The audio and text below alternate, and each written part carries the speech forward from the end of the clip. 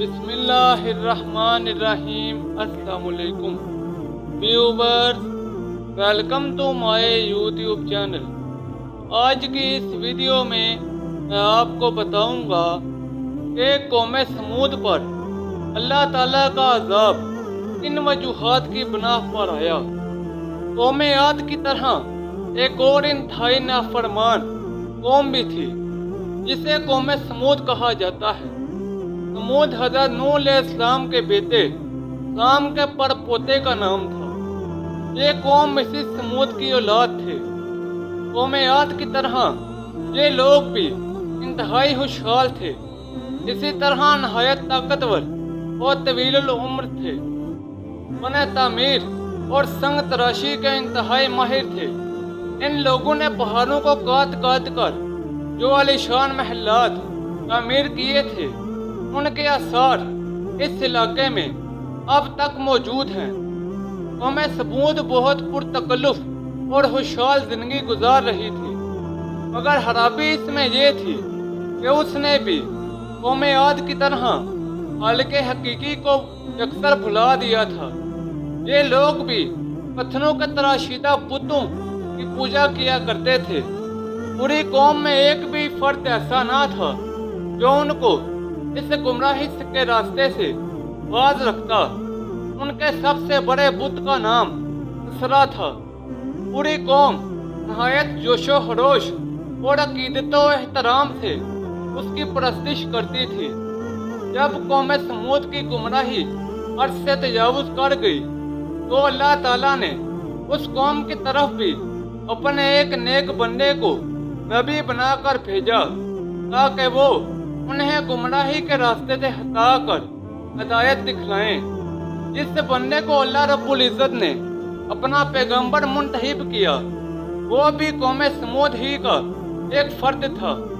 ان کا نام نامی حضرت صالح علیہ السلام ہے۔ ان کا زمانہ نبوت آج سے تقریباً 4000 سال قبل گزرا ہے۔ حضرت صالح علیہ السلام پر جیسے ہی اپنی قوم کی اصلاح کی ذمہ داری ڈالی گئی، انہوں نے فوراً اپنے مشن کا آغاز کر دیا۔ حضرت صالح علیہ السلام نے اپنی قوم کو یکجا کر کے فرمایا، اے میری قوم، تم سے پہلے بھی اس سرزمین پر تمہارے جیسی نہایت طاقتور اور بہادر قوم عاد آباد تھی۔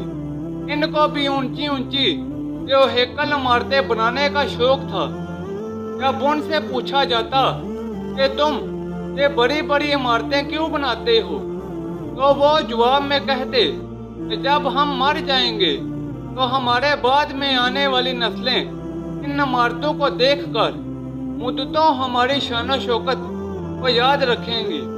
کیونکہ قوم عاد بھی تمہاری طرح بتوں کو پوجتی تھی، اس لیے اللہ تعالیٰ نے اس جرم کی پاداش میں ان کی شان و شوکت کو ایسے خاک میں ملا دیا کہ آج ڈھونڈنے سے بھی ان کا نام و نشان تک نہیں ملتا۔ بتاؤ تو ذرا کہاں گئی وہ بڑی بڑی عالیشان عمارتیں جس پر قوم عاد فخر کیا کرتی تھی؟ کیا تم میں سے کسی نے دیکھی ہے ایسی عمارت؟ ہرگز نہیں دیکھی ہوگی، کیونکہ اللہ تعالیٰ نے ان کا نام و نشان تک مٹا دیا۔ لہذا تم بھی بت پرستی اور بت سازی کو چھوڑ کر صرف اسی اللہ کو اپنا معبود بنا لو جو اس کائنات کے ہر ذرے کو پیدا کرنے والا ہے۔ یہ آسمان، یہ زمین، یہ پہاڑ، یہ دریا، یہ سمندر، یہ کھیت، یہ کھلیان، یہ چرند پرند اور تمام انسان اسی کے پیدا کیے ہوئے ہیں۔ مرنے کے بعد سب کو اسی کی طرف لوٹ کے جانا ہے۔ اے لوگوں، یاد رکھو، اس دنیا میں تم جو کچھ بھی کر رہے ہو، مرنے کے بعد اللہ تعالیٰ کے سامنے تمہیں اس کا حساب دینا ہوگا۔ اللہ تعالیٰ نے ایمان والوں کے لیے جنت اور گمراہوں کے لیے ایک جہنم تیار کر رکھی ہے جس میں ان کو عذاب دیا جائے گا۔ اے میری قوم، مجھے اللہ تعالیٰ نے اپنا پیغمبر بنا کر تمہارے پاس بھیجا ہے تاکہ میں تمہیں اس کا پیغام پہنچاؤں۔ اے لوگو، بے شک میں نے اپنے پروردگار کا پیغام تم تک پہنچا دیا۔ اب مہربانی کر کے تم لوگ اس وحدہ لا شریک پر ایمان لے آؤ، ورنہ اللہ تعالیٰ کی پکڑ بہت سخت ہے۔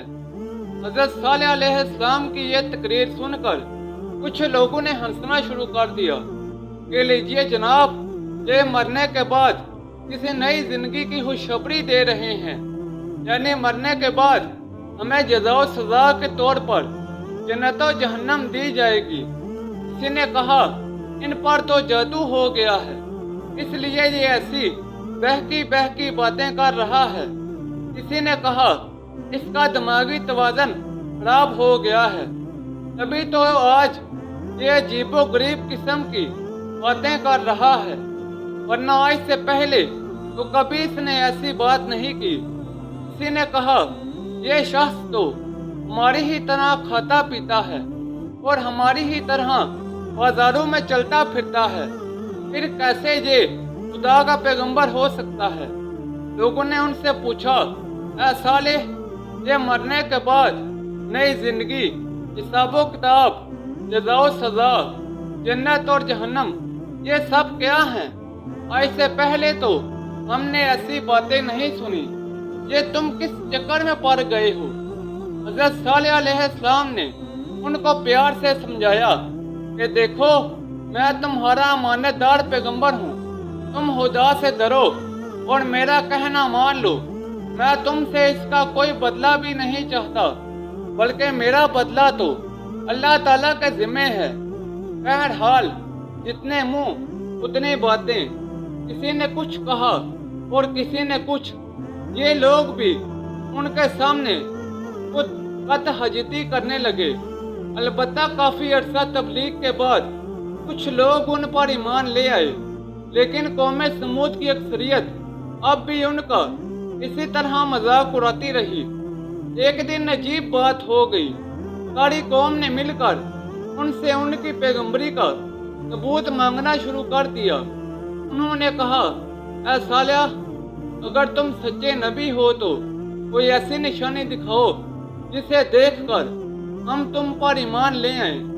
حضرت صالح علیہ السلام نے فرمایا اے میری قوم، مجھے اللہ تعالیٰ پر پورا بھروسہ ہے کہ میں اس سے جو بھی دعا کروں گا وہ اسے ضرور پورا کر دے گا، مگر میں جانتا ہوں کہ تم لوگ کوئی معجزہ دیکھنے کے باوجود ایمان نہیں لاؤ گے۔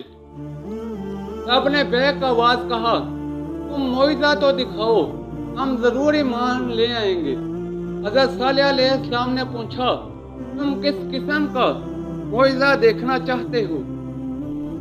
قوم سمود کے سرداروں نے کچھ دیر سوچنے اور مشورہ کرنے کے بعد کہا کیا صالح، تو ہمیں اس سامنے والے پہاڑ سے ایک ایسی اونٹنی نکال کر دکھا دے جو عام اونٹنیوں جیسی نہ ہو، بلکہ اتنی بڑی ہو، اتنے موتی ہو، ایسا ایسا اس کا رنگ ہو، اور وہ آتے ہی ایک بچے کو بھی جنم دے۔ حضرت صالح علیہ السلام نے 2 رکعت نماز پڑھ کر اللہ تعالیٰ سے دعا کی تو فوراً اس پہاڑ سے ویسی ہی اونٹنی نمودار ہو گئی۔ اس نے آتے ہی ایک بچہ بھی دے دیا۔ یہ دیکھ کر سب ہکا بکا رہ گئے۔ یہ عجیب و غریب منظر دیکھ کر کچھ لوگ تو واقعی ایمان لے آئے، مگر اکثر لوگوں نے پھر بھی حد دھرمی کا مظاہرہ کیا۔ وہ کہنے لگے صالح تو جادوگر ہے اور اس نے یہ شعبدہ دکھایا ہے، لہذا ہم اس کو خدا کا پیغمبر نہیں مانتے۔ حضرت صالح علیہ السلام نے فرمایا میں نے تو پہلے ہی کہا تھا کہ تم لوگ ایمان نہیں لاؤ گے۔ بہرحال جو کچھ ہونا تھا ہو چکا۔ یہ اللہ کی اونٹنی ہے اور اس کی سچی نشانی ہے۔ یہ کسی کی ملکیت نہیں ہوگی، بلکہ یہ زمین پر آزاد کھاتی پیتی پھرے گی۔ تم لوگ اس اونٹنی کو کسی قسم کی اذیت مت دینا، ورنہ اللہ تعالیٰ کا عذاب تم پر نازل ہو جائے گا۔ اور ہاں، اللہ تعالیٰ نے اس اونٹنی کے اور تمہارے جانوروں کے درمیان پانی پینے کی باری मुकर्रर फरमा दी है। एक दिन तुम्हारे जानवर कुएं से पानी पिएंगे और एक दिन ये ऊँटनी पानी पिएगी। ये ऊँटनी इतनी बड़ी थी कि जब चरागाह में चरने जाती तो सब जानवर उससे धरकर भाग जाते थे। ये दूध भी इतना देती थी कि पूरी बस्ती वालों को काफी हो जाता था।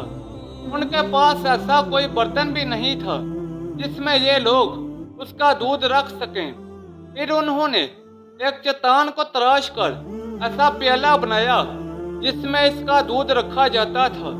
ये प्याला इस इलाके में अब भी मौजूद है। इसकी ऊंचाई 7 फुट और चौड़ाई 2 मीटर है। अपनी बारी के दिन ये खुद ही कुएं पर जाती और उसका सारा पानी पी जाती। उस दिन कोई दूसरा जानवर पानी नहीं पी सकता था। दूसरे दिन जब कौमे समूद अपने जानवरों को पानी पिलाती तो पानी कम होने की वजह से वो सही तरह सैर ना हो पाते, क्योंकि पहले तो वो रोजाना पानी पीते थे और अब एक दिन बाद उनकी बारी आती थी। इस वजह से बहुत जल्द कौमे समूद इस ऊँटनी की मुखालिफ हो गई। ये ऊँटनी कौमे समूद के लिए एक आजमाइश थी। अल्लाह ताला इसके जरिए देखना चाहते थे कि अब भी कौमे समूद ईमान लाती है या नहीं, मगर चंद लोगों के सिवा कोई ईमान ना लाया, बल्कि ये वो लोग उल्टा इस ऊँटनी को ही मारने पर तुल गए। हज़रत सालेह अलैहिस्सलाम को जब इस बात की भनक पड़ गई कि ये लोग ऊँटनी को मारना चाहते हैं, उन्होंने फिर कौम को मुखातिब करके फरमाया, लोगों याद रखो, अगर तुमने इस ऊँटनी को हिलाक किया तो ठीक तीसरे दिन तुम पर ऐसा होलनाक अज़ाब नाजिल होगा कि तुम्हारी रूहें भी कांप उठेंगी। मगर इस कौम पर उनकी बात का कोई असर ना हुआ। वो लोग इसी तरह ऊँटनी को मारने की तदबीरें सोचते रहे। वैसे तो ये पूरी कौम ही बदमाश थी, लेकिन इस कौम में 9 बदमाश ऐसे भी थे जिनकी बदमाशी और फितना परवरी की वजह से खुद कौमे समूद भी तंग थी। कौम के सरदारों ने मिल बैठ कर तय किया कि ये काम इस बदमाश टोले के सुपुर्द कर देना चाहिए। चुनांचे उन सरदारों ने कुछ मालो दौलत का लालच देकर इस ग्रोह को ऊँटनी के मारने का काम सुपुर्द कर दिया। इस ग्रोह के सरगना का नाम कदार बिन सालिफ था। उसके नायब सरगना का नाम मुस्ता बिन मुहरज था। ये दोनों आपस में बहुत गहरे दोस्त थे, लिहाजा उन्होंने प्रोग्राम बनाया कि ऊँटनी के रास्ते में गांठ लगा कर बैठ जाते हैं। जब वो पानी पीकर वापस आ रही होगी तो इसको वहीं चरागाह में ही मार डालेंगे और फिर इसी रात हज़रत सालेह अलैहिस्सलाम का काम भी तमाम कर देंगे। अपने मंसूबे के मुताबिक 9 बदमाशों का ये गिरोह ऊँटनी के रास्ते में गांठ लगा कर बैठ गया। यूं ही ऊँटनी चश्मे से पानी पीकर वापस पलटी तो मुस्ता बिन मुहरज ने उसकी पिंडली का निशाना लेकर उस पर तीर मारा। तीर उसकी पिंडली के आर पार हो गया। ऊँटनी नीचे गिरकर तड़पने लगी। अब कदार बिन सालिफ तलवार सूंध कर आगे बढ़ा। इस जालिम ने तलवार से उसके दोनों अगले पांव काट दिए। उसके बाद उनके दूसरे साथी भी घात से निकलकर ऊँटनी पर पल पड़े। उन्होंने चंद ही लम्हों में इस बेचारी को नेज़ों और तलवारों से छलनी करके रख दिया। ऊँटनी के साथ उसका बच्चा भी था, मगर वो फौरन भागकर पहाड़ों में गायब हो गया। अब उनका अगला प्रोग्राम ये था कि आज रात को हज़रत सालेह अलैहिस्सलाम को भी ठिकाने लगा दिया जाए, मगर अल्लाह ताला ने अपने पैगंबर को इन जालिमों के मंसूबे से आगाह कर दिया। हज़रत सालेह अलैहिस्सलाम को जब ऊँटनी के कत्ल की खबर मिली तो उन्होंने इसी वक्त अपनी कौम को जमा करके फरमाया, मैंने तुम्हें जिस काम से मना किया था वो तुम कर गुजरे। अब 3 दिन की मोहलत अल्लाह ताला ने तुम्हें दी है। अगर तुम अब भी अपने नाफरमानियों से बाज आ जाओ तो अल्लाह ताला तुम्हें माफ कर देगा, वरना 3 दिन तक इंतजार करो और देखो कि अल्लाह ताला तुम पर किस किस्म का अजाब नाजिल करता है। ये लोग अभी भी हज़रत सालेह अलैहिस्सलाम की बातों को मजाक समझते रहे। जिस दिन कौम समूद ने ऊँटनी को कत्ल किया था वो बुध का दिन था। फिर अगला जुमेरात का दिन आया तो उनके चेहरे जर्द पड़ गए। जब जुम्मे की सुबह हुई तो उनके चेहरे सुरख हो गए। हफ्ते के दिन उनके चेहरे बिल्कुल स्याह हो गए, मगर ये लोग अभी भी ना सुधरे। आखिरकार 3 दिन की मोहलत पूरी हुई और इतवार का दिन आ गया। अब ये लोग अजाब का इंतजार करने लगे। इधर मशरिक से जूं ही आफताब तलू हुआ, जमीन पर सख्त जल्जला आया और आसमान से एक ऐसी दिलदोज आवाज आई कि इनके कानों के पर्दे फट गए। दिल और जिगर टुकड़े टुकड़े हो गए। पूरी कौम आनन फानन मलबे का ढेर बन गई। सिर्फ हज़रत सालेह अलैहिस्सलाम की जमात अल्लाह ताला के हुक्म से जिंदा बच गई। उनके वो बड़े बड़े महल्लात जो उन्होंने पहाड़ों को काट कर बनाए थे, सऊदी अरब के इलाके मदाइने सालेह में इबरत के लिए आज तक बिल्कुल सही सालम मौजूद हैं। उनके बादशाह जंदा की हवेली जो पूरी की पूरी पहाड़ को काट कर बनाई गई है, अभी तक किसी तरह मौजूद है। उसके बाद हज़रत सालेह अलैहिस्सलाम हिजरत करके अल्लाह के हरम में आकर आबाद हो गए थे। फिर वहीं पर उनका 280 साल की उम्र में वसाल हुआ। आजकल हिजरे मौत में एक कब्र है जिसके बारे में मशहूर है कि ये हज़रत सालेह अलैहिस्सलाम की कब्र है, लेकिन अल्लाह ताला ही बेहतर जानता है। इसके अलावा इस कौम का एक और शख्स अबू ज़गाल भी जिंदा बच गया था, क्योंकि ये इस वक्त हरम में था। हरम से निकलने के बाद वो भी हलाक हो गया। उसकी कब्र ताइफ में है।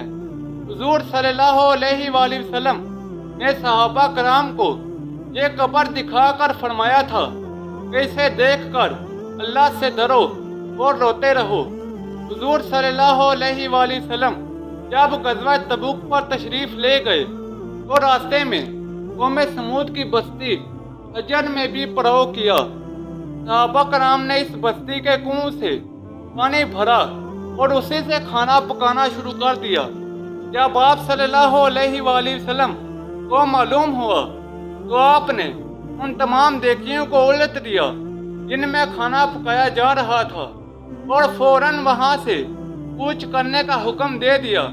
फिर फरमाया, तुम अजाब याफ्ता लोगों के घरों में दाखिल मत होना, अलबत्ता अगर इबादत के लिए जाओ तो रोते हुए जाना, कहीं ऐसा ना हो कि तुमको भी वही अजाब आ पहुँचे जो उनको पहुँचा था।